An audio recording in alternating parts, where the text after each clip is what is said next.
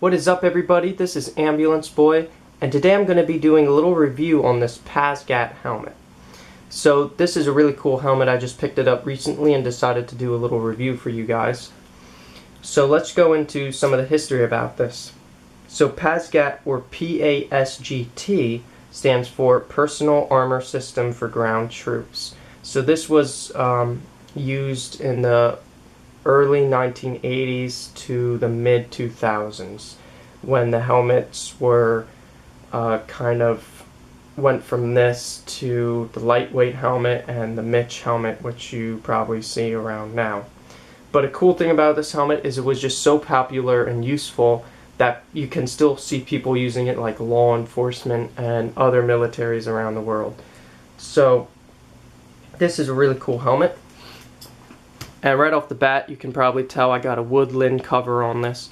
Now, they also made different covers, such as a snow cover, which is all white, and then also the DCU, or desert camouflage, which looks like that.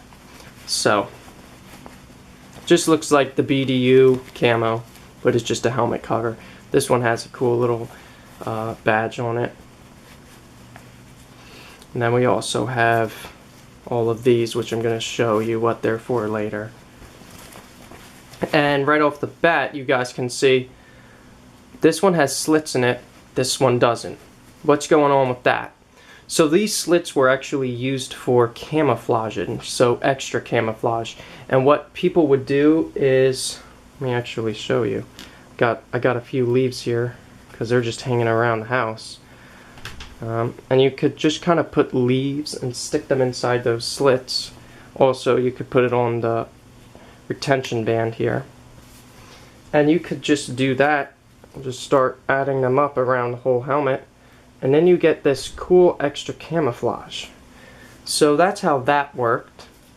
And the reason why the desert one doesn't have it is because usually you're not even going to find trees to make camouflage out of, and why would you want to do that anyway? You want to blend in with the sand. So they didn't have the slits on this one. So let's just go around the helmet here. So we have a lot of places to put in camouflage. Another thing is this retention band. So I don't have the original one, which is what they would call a cat eye band. This is not a cat eye band because they were meant to glow in the dark, so your partner behind you will know that you're a good guy and you're in front of him, so he's not going to shoot you. But this is actually just reflective tape sewn onto a band, which works well for me because I want it to be seen from the back by like cars or whatever if I decide to wear this helmet. So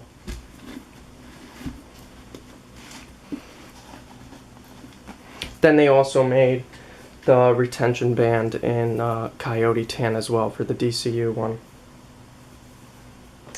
I'm not sure if they had a white band.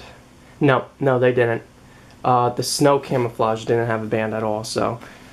But yeah. So one way you can tell the PASGT is just the PASGT shape. Just look at that. So right, you can see we have this very big area right here. It just goes very low. This covers a full ear. That's one way you can tell a PASGT from like a newer helmet. Because the newer helmets, they're kind of cut up a little bit, so they're not covering the full ear. They're only covering like around half of it. Another thing, we have this little lip here. That is for added protection. Now, the reason why they got rid of that is because we have now lots of different attachments for the helmets, like night vision. They also have other things. And this thing kind of got in the way. So they just kind of got rid of that, and then the attachments just fit right on the helmet. So that's another feature about the PASGT that's different. Now, I actually like having this added protection since I don't have attachments that I want to put on this. So I kind of like the coverage of the ears and all that. So let's look on the inside. So with the inside, it's kind of almost similar to kind of what they had during Vietnam with this leather sweatband. So they never really got rid of this leather sweatband until they came to the newer helmets. But this is what they used to have in the PASGT. So this is a new sweatband that I got. When I bought the helmet, the guy at the Army store just threw in a new sweatband, which I was really happy about. Because now this whole helmet just smells like leather. It's like a really nice smell. I like that. So this is a large helmet, and I have a medium to large cover on it. Now the medium to large cover does fit, but not perfectly, as you can see. Because this line, you shouldn't be seeing that at all. It should be over there. And the strap, right here, should be woven through that, but it doesn't fit through. But whatever. Another thing about the suspension system is we just have this O right here, and then we have just these ropes. And how you would adjust that is there's this piece of Velcro back here. Let me actually take it out so you can understand it better. But there's a piece of Velcro here, and then you could put it down here or all the way up here,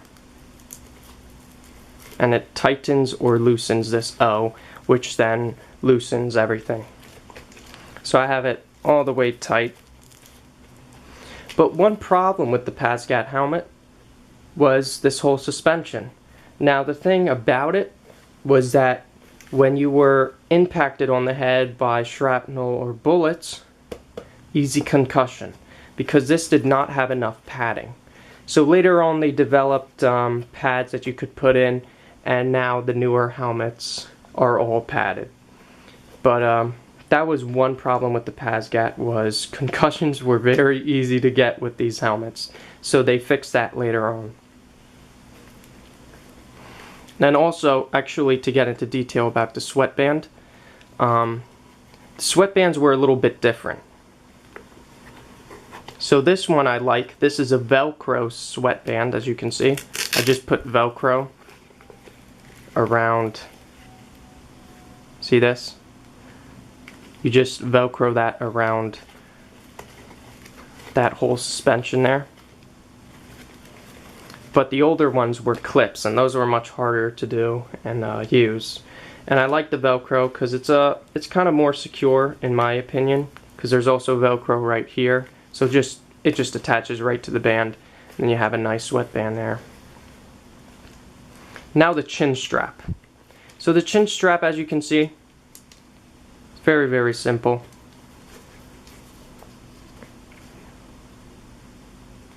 This covers the chin, this goes underneath it.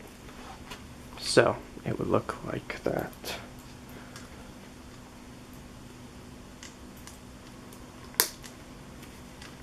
And then you could adjust it here and here. Now, another problem with the PASGT was, you see, this helmet can still come off even if it's properly secured.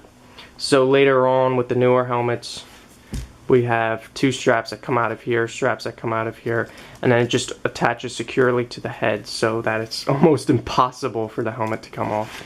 But this was, it was great for the time, but there are reasons why the PASGT is phased out. It has its pros and its cons. One pro being, it's a really good piece of protection if you're not like doing law enforcement or the military, because it's cheap. This is a really cool protective helmet, and it's cheap. I got mine with the cover and everything, and he actually fixed my chin strap because it was broken, but he gave me a newer one. But I got this whole thing for just $50. I know, like, lots of times you find these things and they're over $100. I don't know why. This is in good condition. I got a new sweatband and everything for $50. I was really, really happy with that price, especially when I was looking on eBay and they're $75 and above. Remember, when you're actually buying Army stuff, you have to remember it's genuine issue, which means it's used, okay? We shouldn't be paying a lot for used military stuff that the taxes that we pay go to paying for. I mean, that's how I see it. So whenever I can try bargaining, I definitely do. And I got a cool little helmet here. And it actually has saved me from a few bumps because I wore it while I was working on some things, and there were a few bumps and stuff and kept me from hurting my head, so I was happy about that. But yeah, so that's how the PASGT looks. Oh, I almost forgot about this. This just goes around the band. That's how you put the camouflage on. As you can see, there's a band underneath the sweatband, and that just goes around that band. So they're just Velcro things. And they just go around, and then the Velcro's up there. And then, secure, you can't take it off. So, that's how that looks. And yeah, I hope you guys liked this video and found it informative. And if you guys are thinking about getting a PASGT, I don't know why not, unless you're paying over $75 for one. But yeah, if you want to get a good one, you could try your Army-Navy store. Also, you could try flea market. That's actually where I got it. There's a Army store inside the flea market, and I know the guy, he's really cool, and he gives me good prices. So, you know, you have to have a little bit of rapport with the person, but bargaining in person is just, it's a lot of fun. So I hope you guys like this. Please like and subscribe, and I will see you guys later.